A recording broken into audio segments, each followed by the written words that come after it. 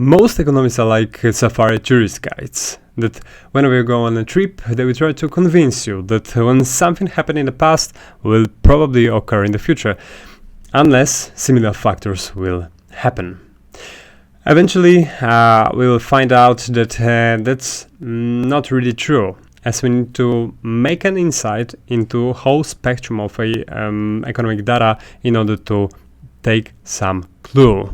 So today I would like to introduce you the most important economic data out of recent days, the days we were off with our productions.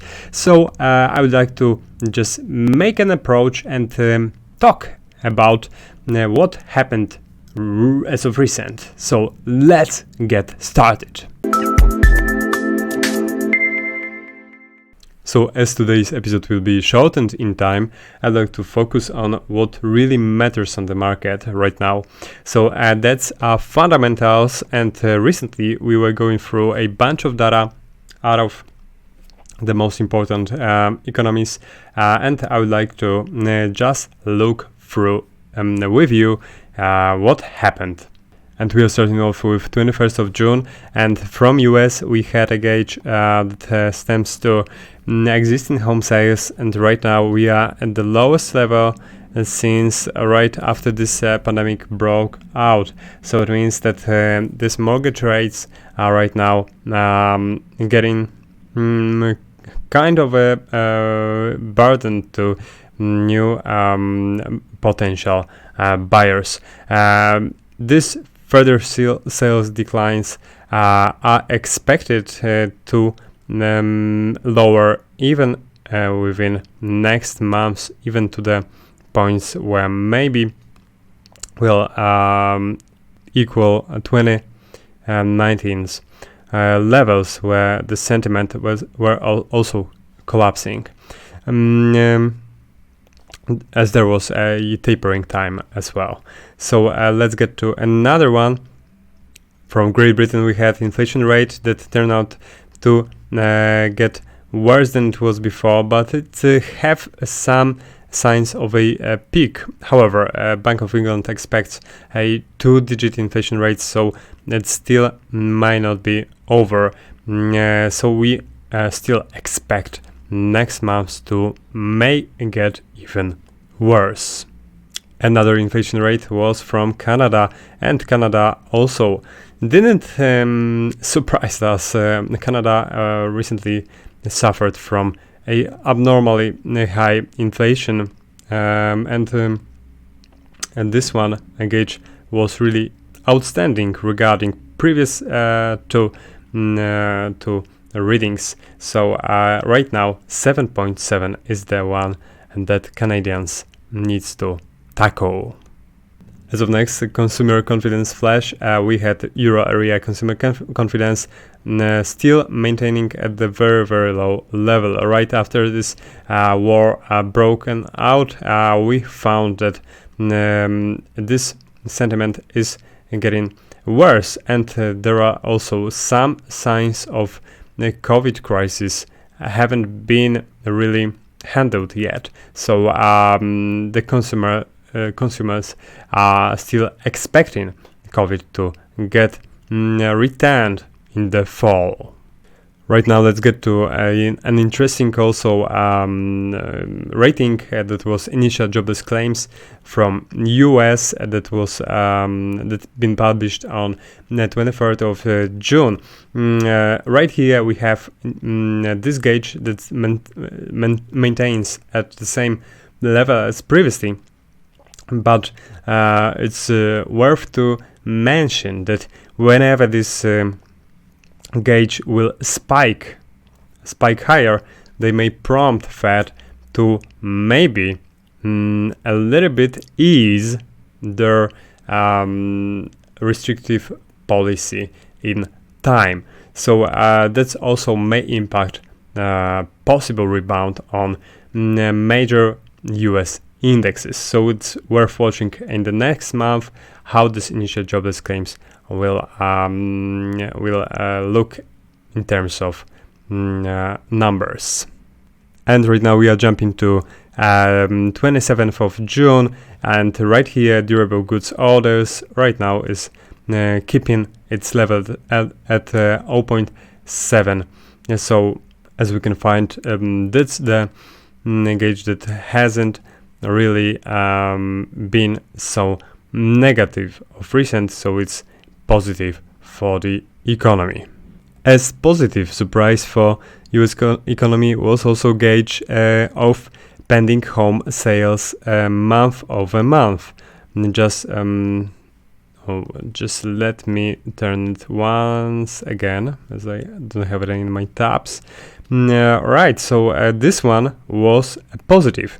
So and that's a note that despite the small gain in pending sales recently, we still will be seeing a transition in lowering interest in housing markets, as these higher mortgage rates are putting the contract signings quite significantly. So I wouldn't really take care of what happened recently. That's maybe some positivity regarding the upcoming summertime. Right, so right now let's jump to Tuesday, and we had from France consumer confidence that right now is showing that we are just dropping off this consolidation that had been commenced on 2015, and we're keeping this gauge ranging between about low 90s and 110 points. So right now we can find that the French consumers are right now expecting a more tough time than it's usual. Surprisingly, however, on the 29th of June, we have seen that Japan's consumer confidence has spiked, and despite this lowering purchasing power of its currency, we can find that we've seen a higher gauge than was expected. So it means that probably consumers are flocking shopping malls in order to spend the getting more and more worthless currency in order to purchase durable goods. And that might be a something that may impact the consumer confidence. GDP price index from US, as expected, have seen a drop from 6.9 to minus 1.6, and it means that economy contracted an annualized 1.6%. So we can find that might be a first of a two or even more bad negative ratings pointing to growth rate from economy. Some economists are expecting that we may just go through technical recession, and within this I would really take care of what the second quarter's growth rate rating will show to us. We've seen inflation rate from Germany at a 7.6%, and the forecast was even higher. So this gauge expected a little bit positively, but we are still at a very, very high level, and we don't find any signs of peaking of yet. So we still need to wait for next economic data being published. Right. Expectedly, also positive was data from China, where NBS manufacturing PMI has turned out to be over 50 points. So it means that economy is rebounding after this zero COVID policy. Right now, we may find that we should stay above 50 in order to maintain positive mood around whether it's entrepreneurs or investors. So right now China is getting better, and that's a positive sign. So let's look further. In terms of Canada monthly GDP, we've seen that rating turned negative, and that's also similarly to US. We are expecting the next quarter to also show us also some negativity. So in order to confirm that we are technically in a recession. However, I would still hang on for a while in order to just have an insight of what's going on in the economy. So those forecasts are still premature. Very important was 1st of July data from US, that was ISM manufacturing PMI, and right here we've seen that this gauge is really going downturn, but we are still above 50. So I wouldn't really claim too early that US is in the recession until we will jump in a kind of a rapid pace below 50-ish area. So that's something to watch next month. And on the 5th of July we had RBA interest rate decision, and that one gauge turned out to be as forecasted at 1.35%. Right here we can find that we still have a room to hike, as we just get back to where we were at in 2019. So it means we still have a chance to get above 2 points within next months. But where will the RBA eventually end up with its interest rate hike policy will turn out this and the next year, possibly, if not even in 2024. On Wednesday, however, we had from Euro area retail sales, and it dropped consequently with this lowering consumer sentiment. So right now, in a 5-year period, we are at the lowest point since 2021, when right before this vaccine been discovered, this Pfizer's and Moderna's vaccines been discovered. So we are right now struggling with very high prices, and that's why consumers are turning off this type of action. Alright, and very important was yesterday's FOMC minutes, where we found that where Fed was really concerned about inflation, and even they have believed that the inflation could stay high for a while, and the growth risk will get skewed to the downside.